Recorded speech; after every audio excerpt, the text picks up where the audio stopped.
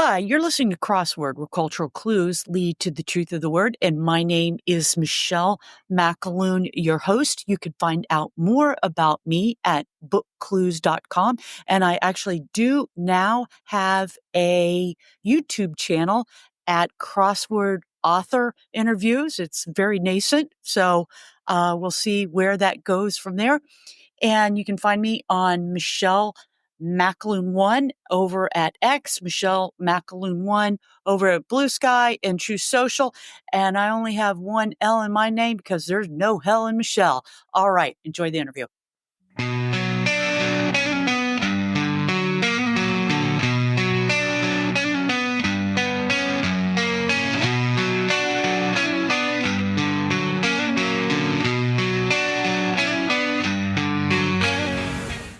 Welcome to Crossword. Today, I believe I have one of my most consequential and substantial interviews, and that is to speak with Professor Eugene Finkel, author of Intent to Destroy, Russia's 200-Year Quest to Dominate Ukraine, and put out by the wonderful Basic Books. Professor Finkel, welcome to the show.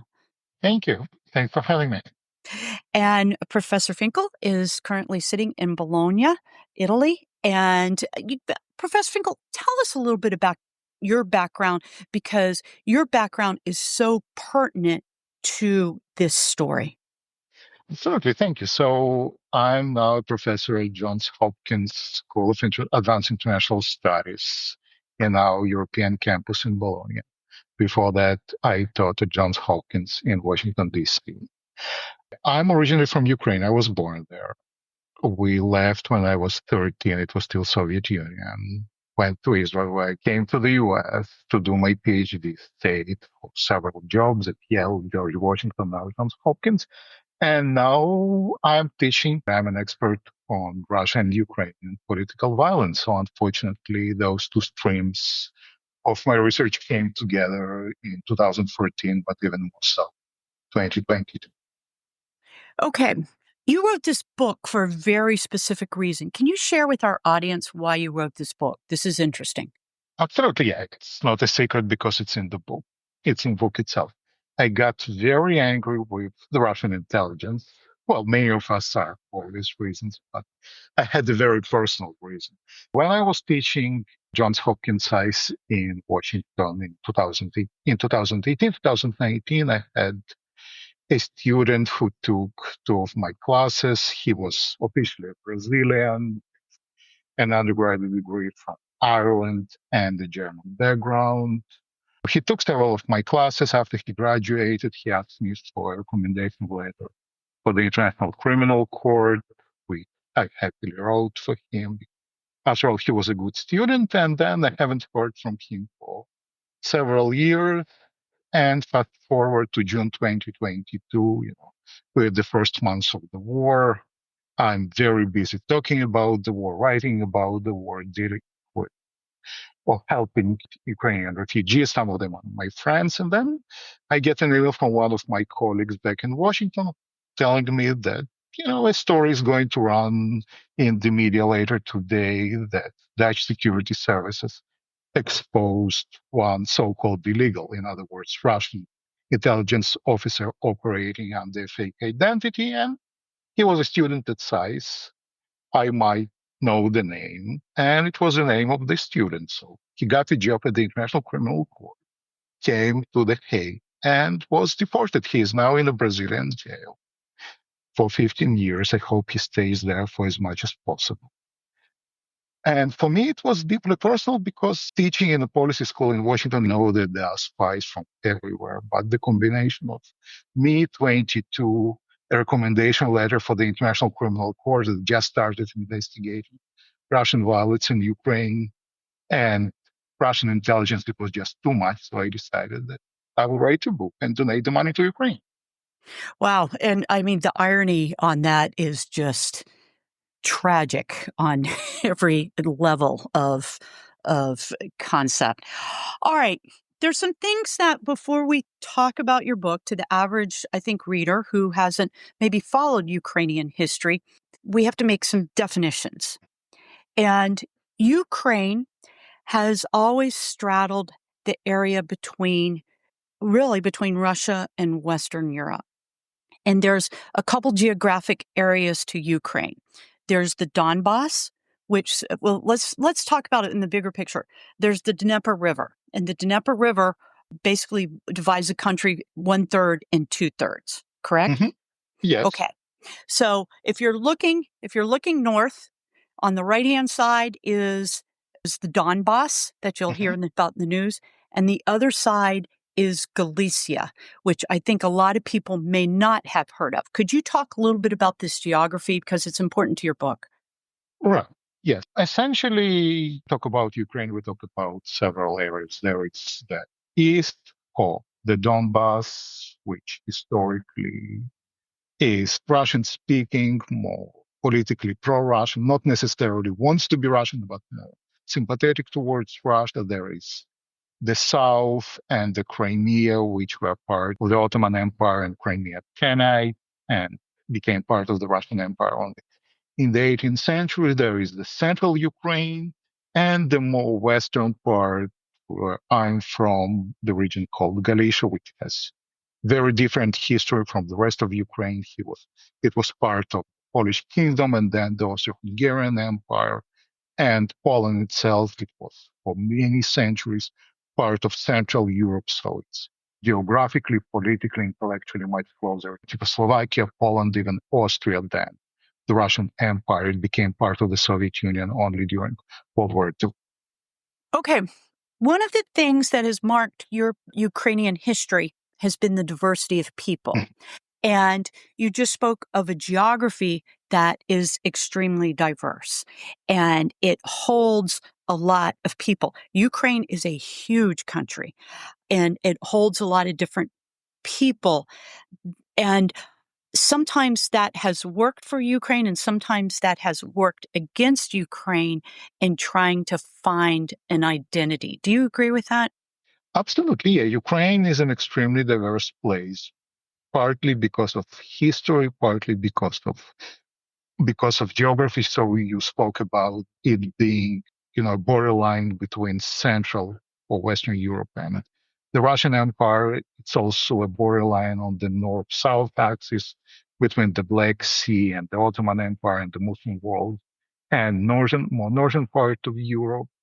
And it means that it has always been a crossroads, has been controlled by different people, populated by very different people. So when I started writing this book, I had to make a list of all communities that made Ukraine home, and it ran to about 3 to 4 lines of text. And I'm talking only about the large, well-established. It's not so much the case anymore because of assimilation, because of World War II and the Holocaust, because of it varies ethnic cleansing, but it's still an extremely diverse place. It's been for many years an advantage because diversity brought, cultural renaissance. It brought, it cost it made Ukraine extremely vibrant place culturally, intellectually, economically, but it also made Ukraine weaker internally when different communities within Ukraine turned on each other. And it also always gave opportunity for external powers, being the Polish kingdom or the Austro-Hungarian Empire, but especially the Russian Empire, to use this diversity to find local agents who would do their bidding on the ground and control Ukraine, essentially like every other empire. For Russians, there have always been local agents or local allies they could leverage in their quest to control Ukraine up until 2014, 22, when this pattern starts breaking down and we see, a more political, more unified Ukrainian nation, civic nation, not ethnic one, emerges, and Russians cannot use those leverages as effectively as they did. And that's when they decide to invade. Okay, say we have today in Ukraine, there's much more unified voice thanks to Putin. He's brought the people together from what I can see. There really is a much more unified voice, as you say. I think one of the tragedies of this war has been the immigration out of Ukraine. I know the population has dropped by about 15 million in a very, very short period of time from what I've read of people leaving Ukraine, which leaves Ukraine in a much more vulnerable position, and probably some of the problems why they're having of being able to prosecute this war, being able to fight this war. Your your work has to do a lot with something called genocide. And genocide is actually a word that came out, which ironically, from a Ukrainian scholar, I believe. Is that correct? A Lemkin?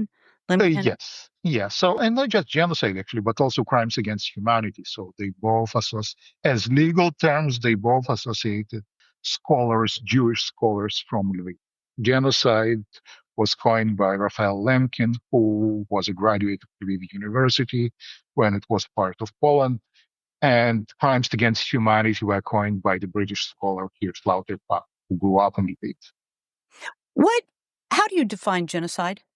Well, how I define genocide doesn't really matter because we have a legal definition of genocide. What is the legal definition of Right. genocide? Yeah, coined by the UN in the UN Genocide Convention of 1948. And here, genocide is defined as acts taken with the intent to destroy, in whole or in part, a racial, religious, ethnical, or national group as such.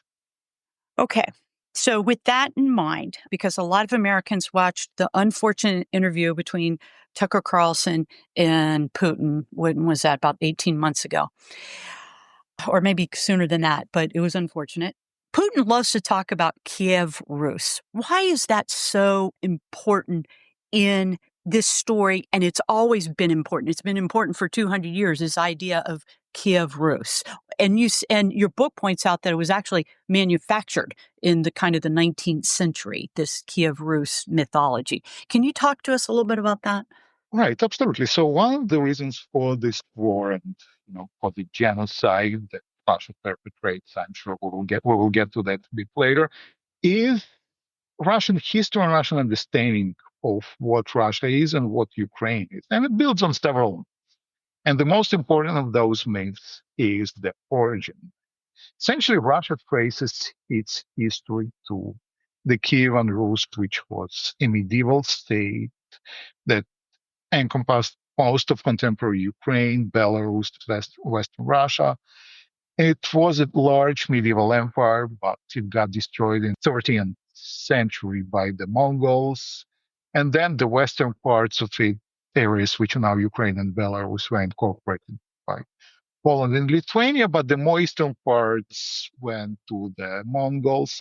And out of those parts, Moscow, which was originally was a completely minor, tiny principality, eventually emerged as as the next large power in the area. But with its emergence, it also started perceiving itself as a natural heir of the state, which was the capital of this medieval state, and started believing in its natural right not just to continue the legacy, but also rule all those lands.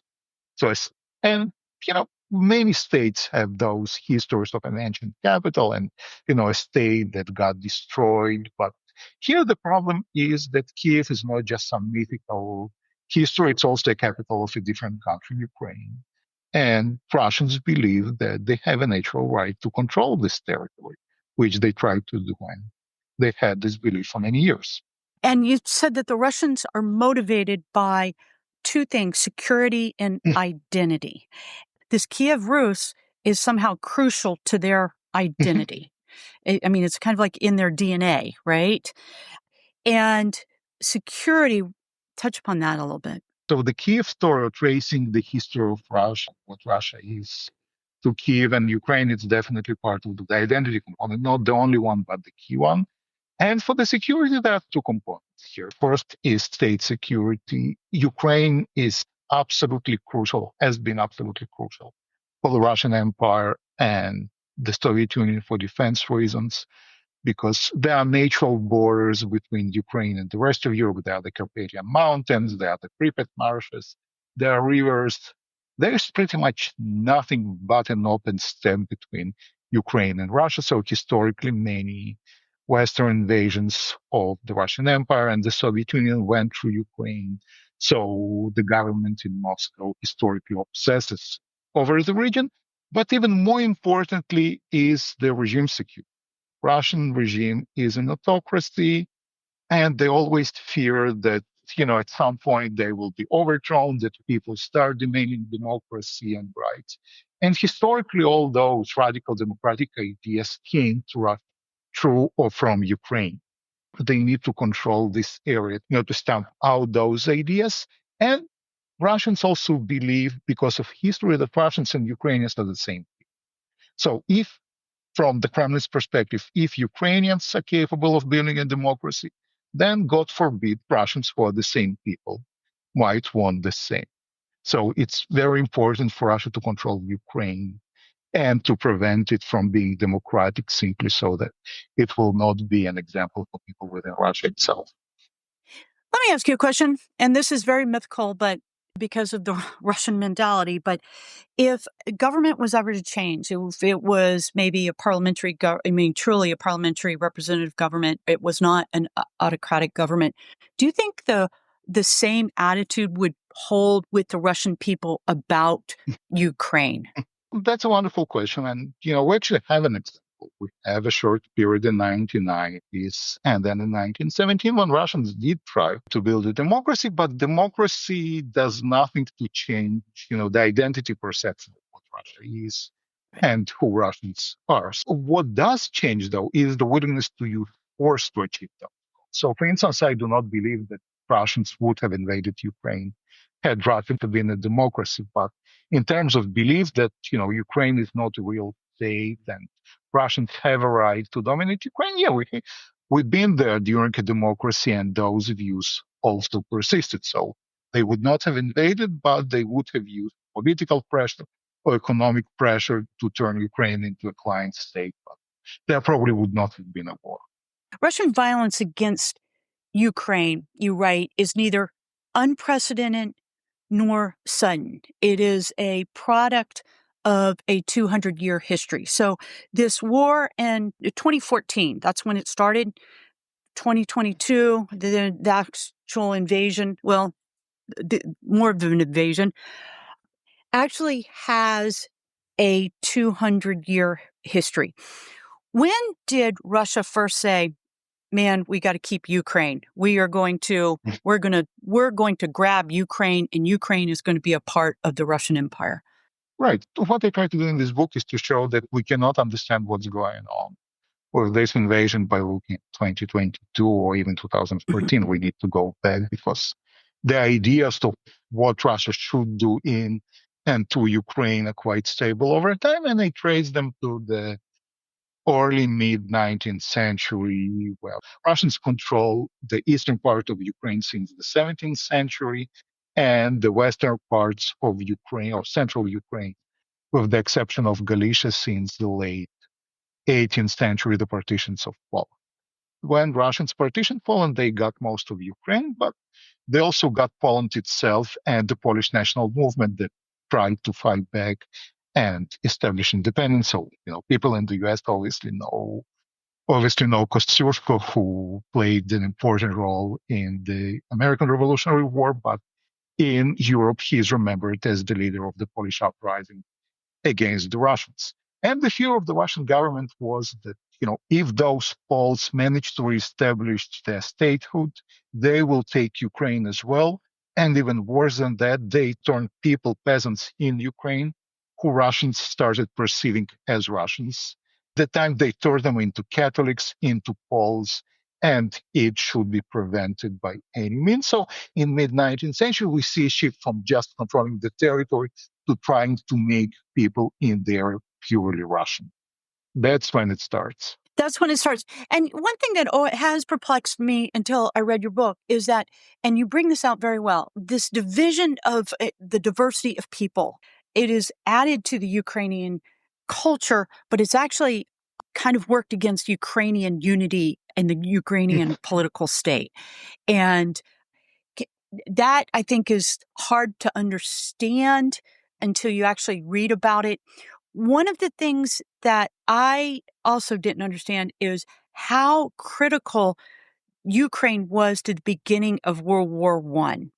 And I think most Americans are not familiar with this story. They think Mhm. of, Serbia. But talk to us a little bit about how this area of the world was so key and so critical to the beginning of World War One.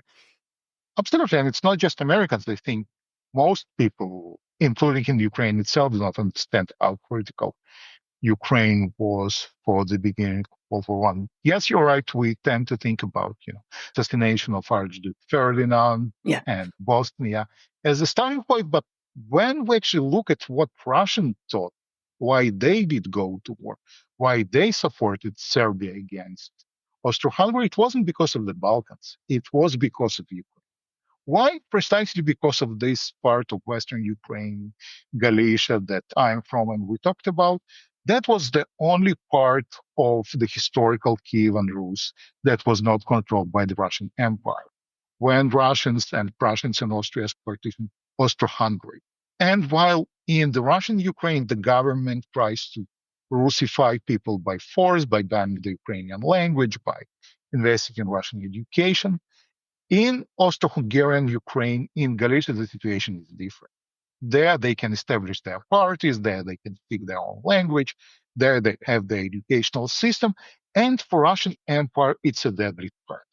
They fear that if those people in Galicia will be able to so-called corrupt, quote unquote, the Ukrainian in the Russian Empire, not just the empire will be literally gone.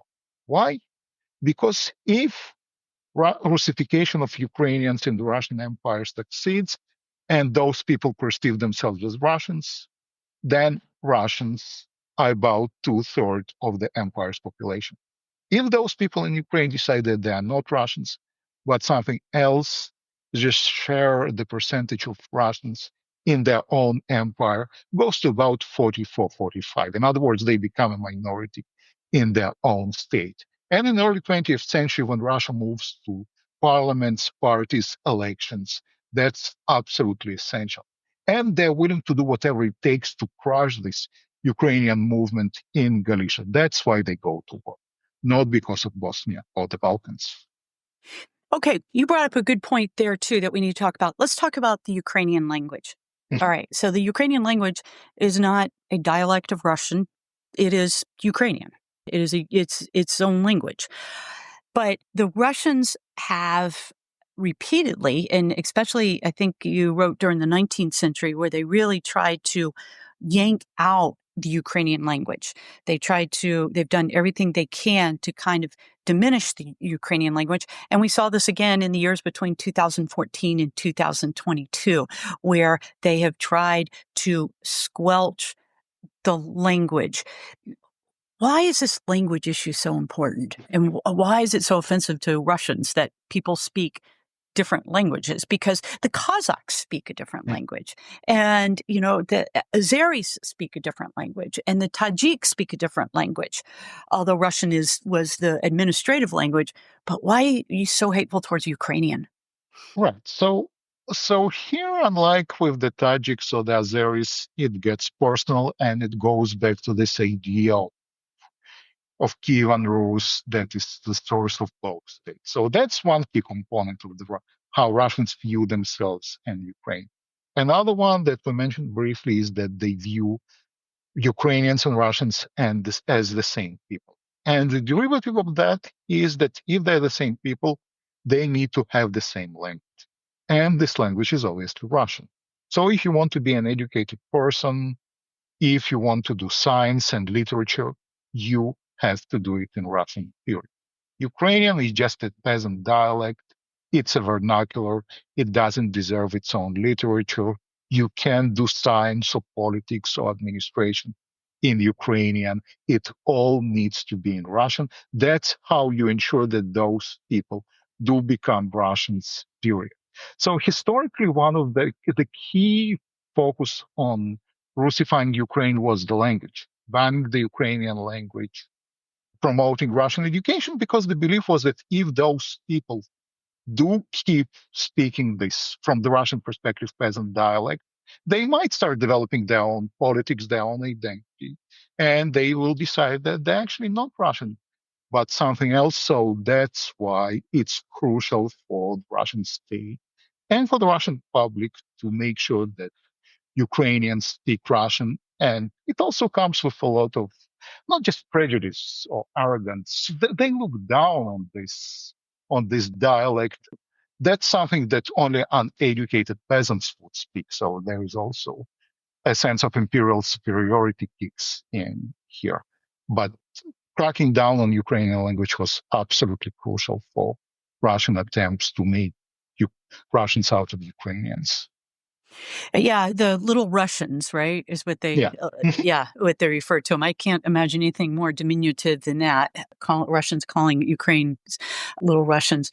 Thing we have to talk about is the Holodomor.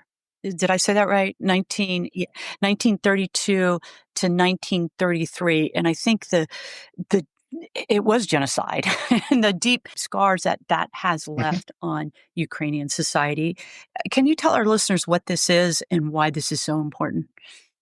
So Holodomor, the main man-made famine of the 1930s, it's actually not the only famine in which millions and millions have died in Ukraine. Ukraine historically has been the breadbasket of Europe. It was extremely important for the Russian state and also for the Soviet Union. Without Ukraine, you cannot feed the country, and that was another reason why Russian and Soviet authorities were always hell bent on controlling Ukraine. What happens in 1930s? The Russian Empire collapses. It's replaced by the Soviet Union, but the Soviets still keep the imperial mindset of looking at Ukrainians as Russians, and they also much more aware of the geopolitical importance in Ukraine. So the goal becomes to Russify those people culturally and by force if needed, and also to protect the Soviet Union from any future Western invasion. Stalin and people around him were absolutely certain that, not Germany at the beginning, but France, Poland, the UK will invade the Soviet Union to crush down communism. So the Soviet Union needs to mobilize, it needs to advance, it needs to industrialize. How you do it, how you get the financing for this industrialization? Well, you take what you have is grain produced in Ukraine by Ukrainian peasants, sell it and instead buy industrial equipment. And that's exactly what Stalin tried to do in Ukraine. So it was a two-pronged approach to force Ukrainian peasants into collective farms where they will be Russified and they will be controlled by the state, and the state will tell them what to produce and how to produce, and also extract as much as possible from Ukraine to sell it in the West, and then with the money build industrial equipment for the industrialization of the Soviet Union, especially defense industry. The result is that the state starts forcing peasants into those collective farms where they own nothing, have zero incentives to produce. And the state also takes what it wants to take without caring about whether peasants have enough to survive the next year or even the next day. And the result is a massive famine throughout Ukraine. We still don't know how many people actually died in this famine. The estimates are somewhere between 3.5 to 5.5 million. But it's clearly focused on, breaking the Ukrainian peasantry, which speaks Ukrainian. It's keeping the Ukrainian tradition, and also use Ukraine to feed the Soviet Union and to provide for the industrialization of the Soviet Union, no matter the costs for the people. And we also know that Ukrainians were treated differently from the rest of the Soviet Union. There was famine elsewhere. But recently we started understanding that it was specifically targeting Ukrainians as Ukrainians, not just peasants. Present day Russians have just absolutely rebelled against and revolted against any explanation of this and that terms. Okay, now we got to talk about the big guy, Putin. He comes in 2000. What is in his mind that drives him? Again, disinterest. I know it comes down to security and identity, but he takes it on with a fervence. What is his main motivation, do you believe? Right. So what in his mind, I don't know. I wouldn't want to go into his brain. That's right. It's, Dark it's a very place. It's a very dark and scary place, so I would rather keep out of there. But actually, what we know about Putin is that he personally has absolutely no connection to Ukraine when it comes to power, unlike many other members of the Russian elite. He does. So in his first official biography, Ukraine is mentioned only once. He doesn't care about Ukraine, but at the same time, we are pretty certain that he comes with the same cultural and ideological baggage that the rest of the Soviet security apparatus or the Russians more generally. He also believes that Ukraine is part of the Russian state, it's Russian land, and Ukrainians are essentially Russians. It's taken for granted in those circles and among the vast majority of the Russian population. The question is what he does about it. And he clearly wants to bring Ukraine back under Russian control, not necessarily by violence. He starts promoting or supporting pro Russian candidates in Ukraine. He starts financing their campaigns. He starts pushing Ukraine away from its pro Western orientation by economic deals or economic pressure. He clearly wants to control Ukraine, no questions about that, but he is willing to keep Ukraine formally independent as long as it is a client state. So something similar to Belarus. And for many years, he tries that. He tries again, but eventually he fails. Eventually, in 2014, Ukrainians rebel and say, no, we don't want to go over to Russia. We want to be a European, democratic, liberal country.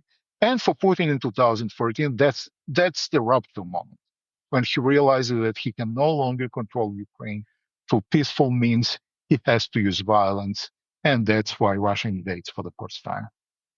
And, one thing that has just perplexed me is how people have focused on the violence that the Israelis have perpetuated or so called in Gaza, but they have not focused on the violence which has been horrific in Ukraine. If you look at the UNHR reports, you look at the different international observations about the level of violence, especially like in Bucha, Mhm. the cities outside of Kiev in the initial part of the war, it just amazes me, folks. This is a violent war, and he has used violence to actually try to reach his goals in very much the same way as we've seen the level of violence between Hamas and Israel.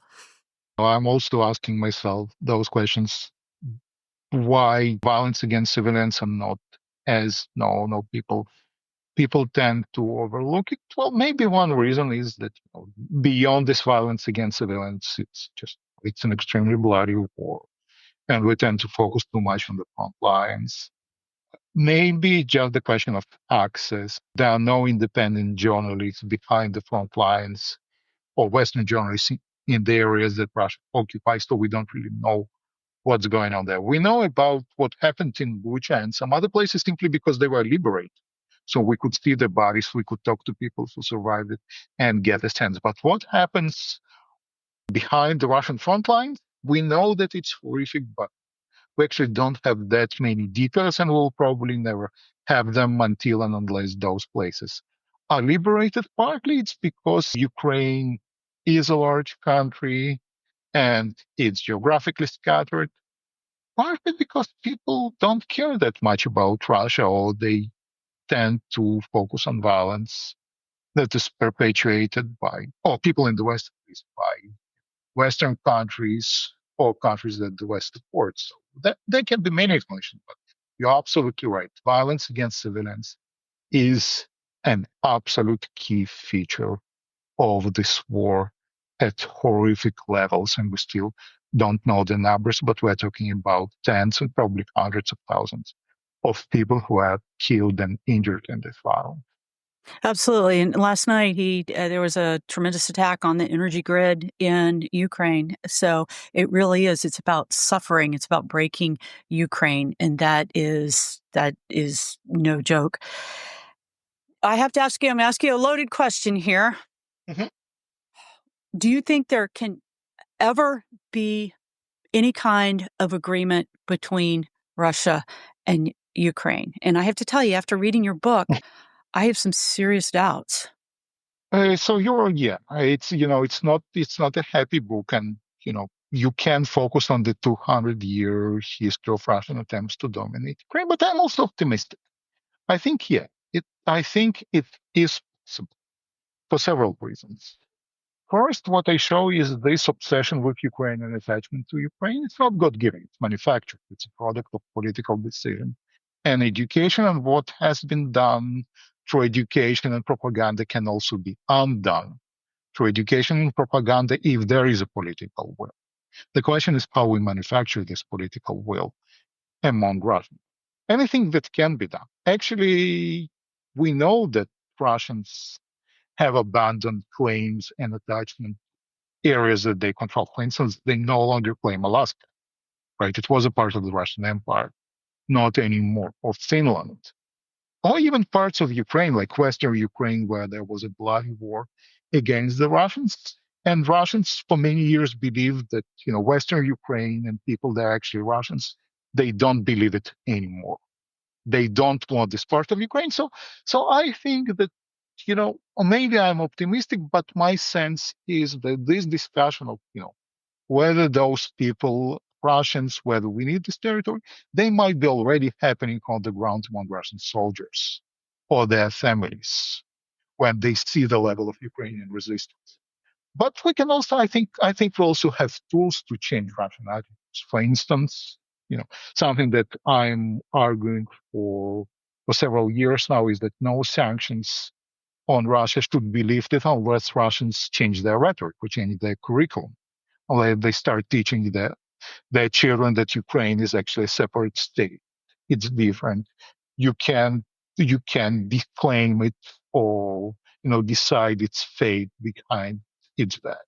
Now, whether it will happen, I don't know, but I think it is possible. Not anytime soon, probably not within my lifetime.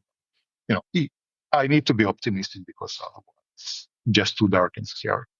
Absolutely. Absolutely. I think, all we have sometimes is hope and working towards a better future. And hopefully our politicians and our diplomats can understand that and see a way forward that comes out with agreements that includes Ukraine in the agreement talk, which just seems Hmm. crazy that it wouldn't be.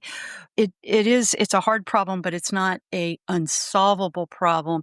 And I still contend that what happens to Ukraine, what happens to Russia affects the world, affects not just Europe, but it also affects the United States. And it's unfortunate that we're at a time period where people don't really see that as clearly.